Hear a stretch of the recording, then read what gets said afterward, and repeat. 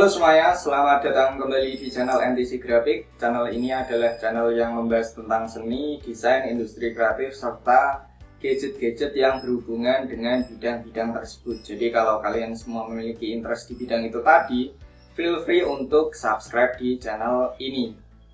Nah, di video kali ini saya mau membuat video review dari sebuah komputer tablet atau laptop tablet dari merek Microsoft, lebih tepatnya Microsoft Surface Pro 5 yang keluar tahun 2017.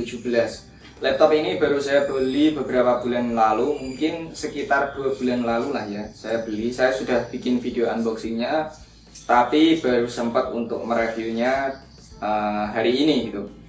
Karena memang lagi repot, lagi banyak load kerjaan, jadi tidak sempat untuk menguji secara setidaknya beberapa aspek yang penting diuji dari sebuah laptop itu saya belum memiliki banyak waktu dan baru memiliki waktu untuk mereviewnya ya hari ini.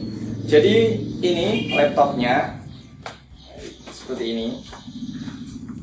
Ini adalah laptopnya, ini Microsoft Surface Pro 5 2017, setahu saya ini keluaran 2017. Kemudian saya akan membahasnya dari 3 aspek yang lumayan penting dari sebuah gadget ataupun laptop gitu ya.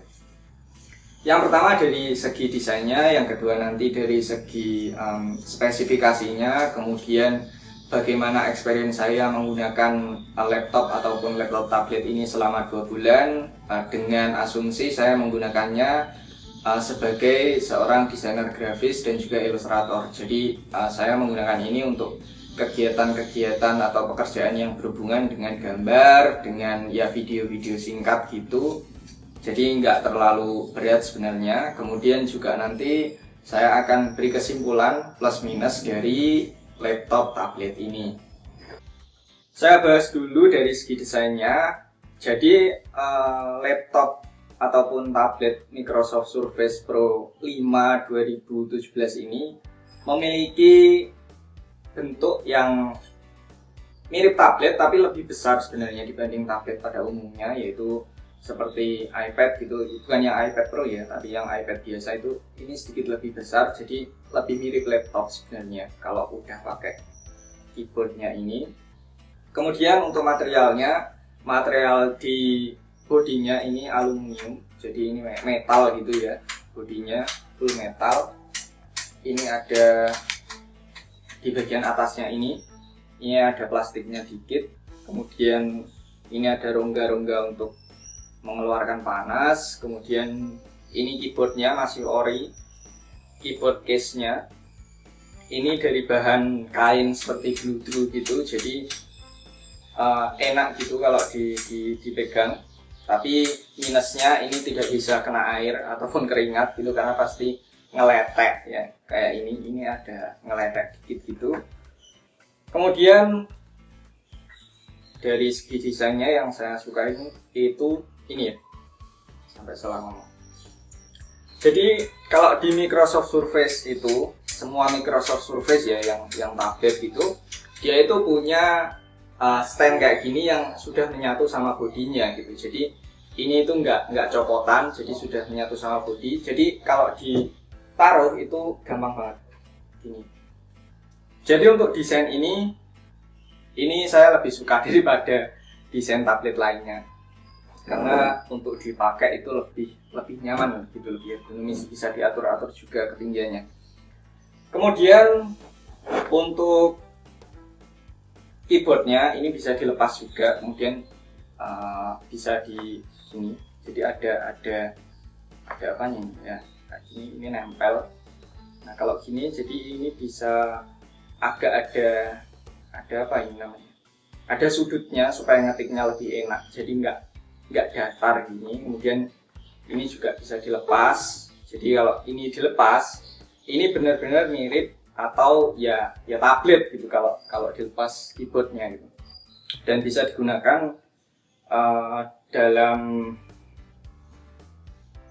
apa gini, bisa horizontal, kemudian juga bisa vertikal, maaf. tapi juga bisa horizontal gitu. Jadi untuk dari segi desainnya ini saya cukup suka gitu. Untuk tebalnya sendiri ini sekitar 8 atau 7,5 mm, 8,5 mm, jadi nggak sampai 1 cm. Kemudian juga untuk rasio layarnya ini ukurannya 12,3 inci, jadi nggak terlalu besar tapi nggak terlalu kecil juga. Kemudian bezelnya lumayan tebal sebenarnya kayak laptop gitu, tapi oke lah ya. Kemudian di sisi ini ada satu headphone jack 3,5 mm, jadi bisa dipakai buat dengerin musik kalau sambil kerja gitu. Kemudian di bagian ini ada USB biasa gitu.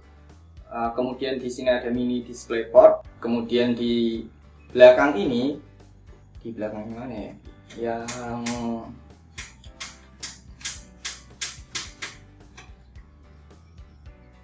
Nah, kalau kita buka nah di belakang ini ada untuk micro SD. Jadi bisa masukin micro SD di sini kalau misalkan storage-nya kurang gitu. Kemudian ini ada port untuk charger 60 watt. Kemudian ini ada untuk pin konektor untuk keyboard. Di belakang horizontal ada kamera, ini 8 megapiksel, kemudian di depan ada kamera lagi 5 megapiksel yang lumayan bagus kualitasnya.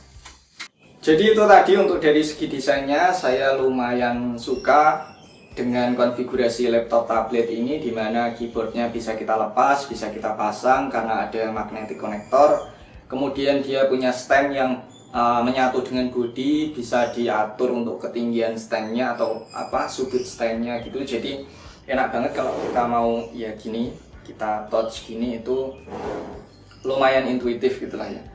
Kemudian lanjut yang kedua itu dari segi spesifikasinya. Untuk laptop ataupun Microsoft Surface saya ini tipe yang Surface Pro 5 2017.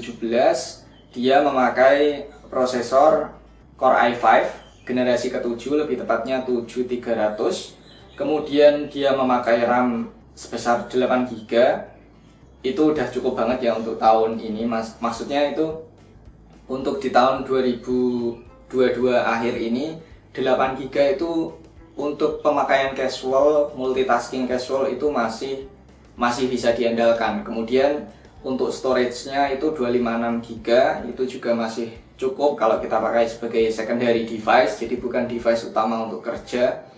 Kemudian untuk layarnya ini pastinya sudah IPS ya, karena layar sentuh. Kemudian juga layarnya ini kerapatan layarnya lumayan bagus karena dia sudah di sekitar 2736 kali 1824 piksel kayaknya.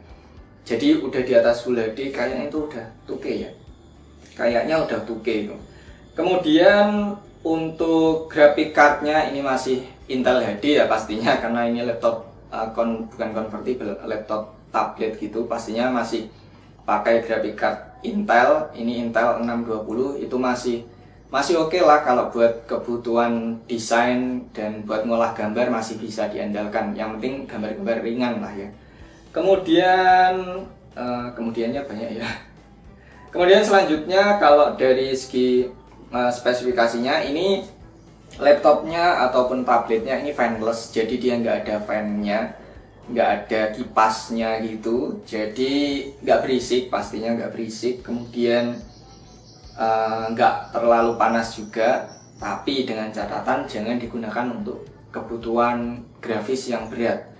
Karena apa ya, laptop ini berarti ya kayak HP gitu, nggak ada fan-nya, jadi agak tricky kalau dipakai buat pekerjaan grafis yang berat. Kemudian untuk baterainya ini untuk pemakaian saya yang saya gunakan untuk desain gitu, untuk membuka Adobe Photoshop, Adobe Illustrator, browsing, ngetik, itu kurang lebih sekitar 5 jam ya. Karena ini juga belinya saya bekas, jadi mungkin saja performa baterainya tidak seperti kalau kita beli baru. Kalau beli baru ini klaim dari Microsoft itu 13,5 jam untuk pemakaian normal, browsing, ngetik, office gitu bisa kuat sekitar 13,5 jam. Tapi kalau di pemakaian saya ini ya 5 jaman lah ya, ini udah habis. Untuk chargernya ini pakai adapter yang dayanya itu 60 watt. Kemudian untuk chargernya saya tidak pernah menghitung, karena kalau saya pakai pasti saya colok pakai charger. Kenapa? Karena memang nature-nya sebuah laptop itu kalau kita charger sama tidak itu performanya kuat kalau pakai charger. Karena apa? Karena powernya itu langsung dari listrik gitu, bukan dari baterai. Jadi karena saya penggunaannya lumayan untuk ukuran desainer grafis atau ilustrator itu lumayan agak berat, nggak berat-berat banget kayak 3D gitu, tapi lumayan berat lah. Nah, untuk kameranya sendiri tadi saya sudah bilang ya, kalau kamera belakangnya itu 8 megapiksel, kamera depannya itu 5 megapiksel. Saya sudah ngetes, jadi pengetesannya seperti ini. Jadi ini adalah hasil perekaman video dari Microsoft Surface Pro 5 kamera depan yang pixelnya itu sebesar 5 megapiksel. Ini kamera depan, jadi kalau menurut saya ini lumayan jernih. Lumayan lah kalau dipakai buat meeting online gitu, ini udah lumayan banget dibandingkan laptop-laptop umumnya gitu. Kemudian ini juga suaranya langsung dari mikrofon internal dari Microsoft Surface Pro 5. Jadi silahkan dinilai sendiri. Menurut saya sih ini udah oke banget kalau dipakai buat meeting gitu atau ya WFH gitu, ini udah oke banget.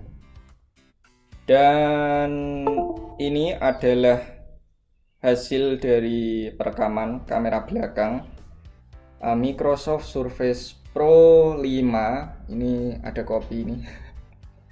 Ini kamera belakangnya resolusinya itu 8 megapiksel. Ini udah lumayan banget. Ini kayak HP-HP zaman ya 2016 ya, mungkin 2016 gitu kayak gini. Ini bunyi apa saya kurang tahu ya.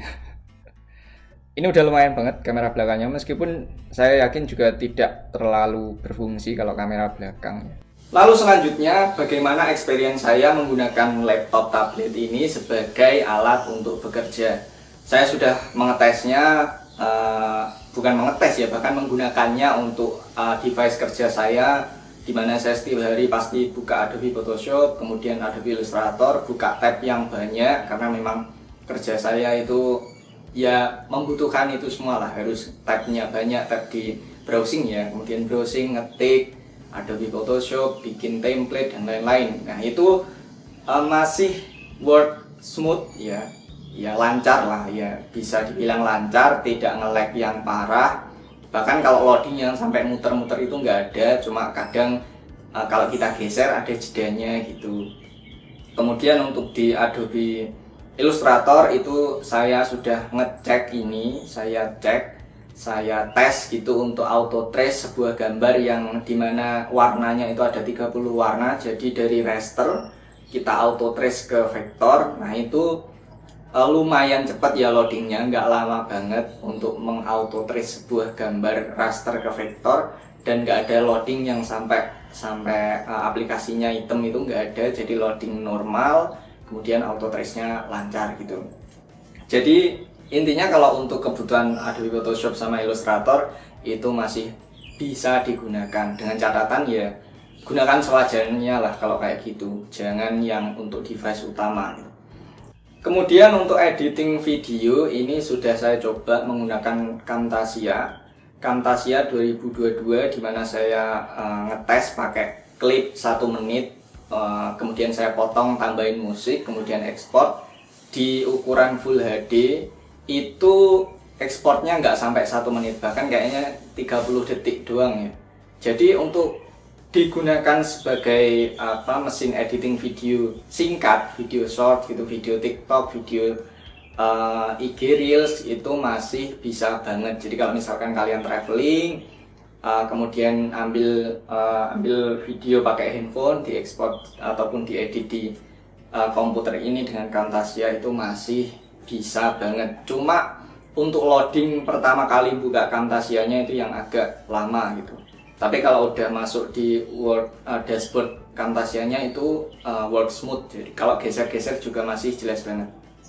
Kemudian untuk ngetik ya dari segi untuk Office, keyboardnya ini termasuk keyboard yang enak dipakai. Dia itu tactile gitu ya. Jadi nggak terlalu empuk, tapi nggak terlalu keras juga. Kemudian ya enak lah buat ngetik. Cuma untuk trackpadnya ini termasuk yang kecil banget trackpadnya, meskipun ya lumayan enak lah ya. Tapi saya sarankan tetap kalau dipakai buat produktivitas mending pakai mouse saja. Ini ya untuk urgent saja lah ya. Kemudian juga yang saya notice, karena ini saya sudah bilang dari Bluedroo, ini harus dijaga dengan baik, jangan sampai terkena air, kena keringat, karena pasti nanti ya kayak gini ya, ngeletek gitu. Jadi memperburuk ini tampilan dari keyboardnya. Kemudian satu hal lagi, karena ini laptop tablet, kemudian saya gunakan untuk menggambar, untuk desain, saya perlu nyolok Wacom, kemudian nyolok harddisk atau SSD eksternal. Jadi saya butuh dongle, saya pakai dongle dari PX, dari brand PX yang Type C, kemudian saya kasih converter untuk ke USB dan saya tancapin. Jadi kita tetap butuh dongle kalau dipakai buat produktivitas di rumah ya. Kalau di luar ya silahkan nggak usah pakai dongle buat gambar langsung juga bisa gitu. Dan satu lagi, ini tuh sebenarnya ada pen untuk Microsoft Surface asli, cuma saya nggak beli karena memang ternyata saya tidak membutuhkan ini untuk keluar gitu. Terus kemudian saya produktivitas di luar sambil jalan itu enggak, ternyata saya pakai di rumah untuk 2 bulan terakhir ini. Dan saya coba pakai stylus pen dari Mixio. Nah sayangnya ini itu tidak bisa digunakan di Adobe Photoshop maupun Illustrator. Saya nggak tahu, kayaknya sih bukan karena nggak kompatibel ya, tapi karena memang ada driver apa gitu, saya lupa namanya, yang belum saya install. Tapi untuk saya gunakan di Paint, aplikasi bawaan Windows yang Paint itu, ternyata kalau pakai stylus ini ada jittering. Jittering itu kalau kita tarik garis lurus secara cepat itu tidak halus garisnya gitu. Beda kayak kita pakai iPad gitu ya, garisnya bisa halus itu. Ternyata kalau di sini itu enggak. Dan implikasinya apa untuk desain? Untuk desain itu, kalau kalian ilustrator yang menggunakan brush di Photoshop gitu ataupun di Illustrator lah, tapi lebih banyak menggunakan tool brush, ini kurang recommended. Tapi kalau tool kalian itu pen tool, kemudian efek-efek, main efek gitu, ini recommended. Jadi tergantung kalian itu ilustrator yang bidang apa. Kalau ilustrator realistik yang gambar karakter-karakter yang harus pakai brush yang pelan banget gitu, narik brushnya, nah itu kurang recommended lah ya. Kecuali kalau kalian beli yang di atasnya ini, nah itu jitteringnya itu lumayan sudah dikurangi gitu dari Microsoftnya, dan harus pakai pen Microsoft. Nah itu tadi review dari Microsoft Surface Pro 5. Mohon maaf kalau penjelasannya agak berputar-putar. Jadi intinya laptop tablet ini kalau di tahun 2022 masih worth it, bisa dibeli dengan harga kisaran 5,5 sampai 6,5 juta. Dan untuk kebutuhannya atau kegunaannya, laptop ini itu cocok untuk orang-orang yang kerjanya itu lebih ke office, kemudian juga ya multimedia ringan, gambar-gambar atau desain ringan pakai Wacom gitu, itu masih bisa digunakan. Tapi kalau untuk pekerjaan berat, ngedit video di Adobe Premiere, After Effects itu udah bukan tugasnya laptop ini.